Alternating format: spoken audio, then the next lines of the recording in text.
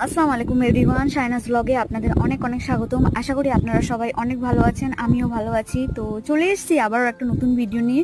ভিডিওতে আপনারা দেখতেই পাচ্ছেন ভিডিওটা মূলত ফুচকা কিভাবে বানানো হয় সেটার উপরে।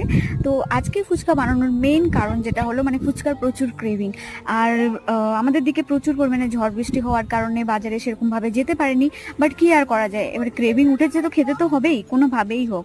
তাই মা বললো খাওয়ার ইচ্ছে হয়েছে তাহলে বাড়িতেই বানিয়ে খেয়ে নে। তো তাই আমি ভাবলাম ঠিক আছে, খাওয়ার ইচ্ছে যখন হয়েছে তো খেতেই হবে। তো তার জন্য বাড়িতে যা যা সব লাগে সব কিছু মানে রেডি করে ফুচকা তৈরি করানো।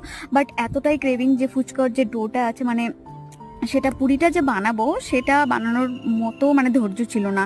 সে জলটা আর আলুটা তো তাড়াতাড়ি হয়েই যাবে জানাই আছে, বাট ওর যে পুরিটা আছে ওটা তৈরি করার জন্য একটু হলেও সময় লাগবে।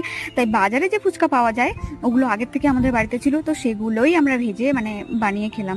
মানে আপনারা বুঝতেই পারছেন তার মানে যে কত